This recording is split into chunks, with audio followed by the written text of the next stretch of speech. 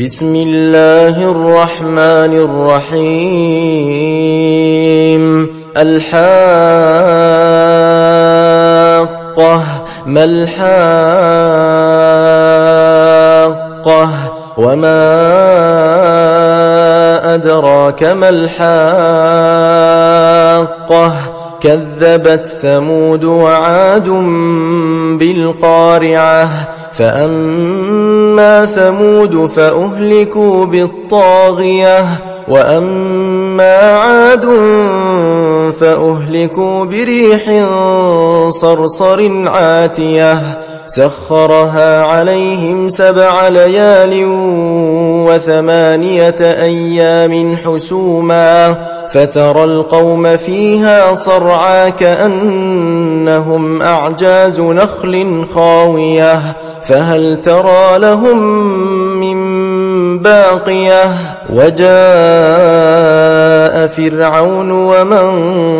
قبله والمؤتفكات بالخاطئة فعصوا رسول ربهم فأخذهم أخذة رابية إنا لما طغى الماء حملناكم في الجارية لنجعلها لكم تذكرة وتعيها أذن واعية فإذا نفخ في الصور نفخة واحدة وحملت الأرض والجبال فدكتا دكة واحدة فيومئذ وقعت الواقعة وانشقت السماء فهي يومئذ واهية والملك على أرجائها ويحمل عرش ربك فوقهم يومئذ 8 يومئذ تعرضون لا تخفى منكم خافية فأما من أوتي كتابه بيمينه فيقول هاؤم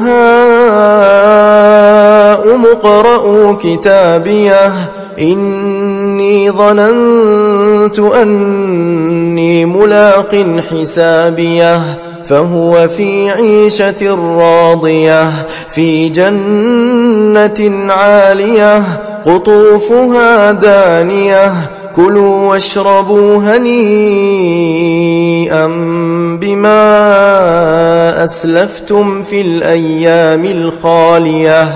وأما من أوتي كتابه بشماله فيقول يا ليتني لم أوت كتابيه ولم أدر ما حسابيه يا ليتها كانت القاضية ما أغنى عني ماليه هلك عني سلطانيه خذوه فغلوه ثم الجحيم صلوه ثم في سلسلة ذرعها 70 ذراعا فاسلكوه إنه كان لا يؤمن بالله العظيم ولا يحض على طعام المسكين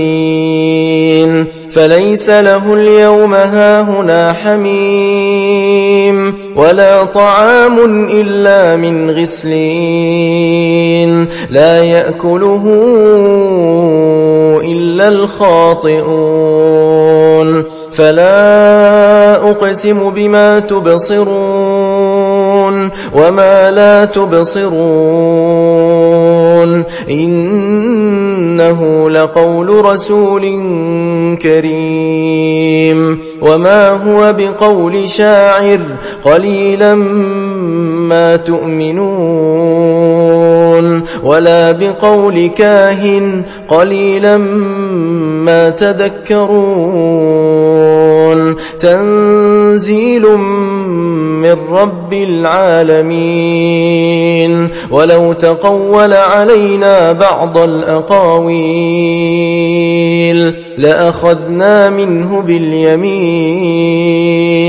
ثم لقطعنا منه الوتين. فما منكم من أحد عنه حاجزين. وإنه لتذكرة للمتقين وإنا لنعلم أن منكم مكذبين وإنه لحسرة على الكافرين وإنه لحق اليقين. فسبح باسم ربك العظيم.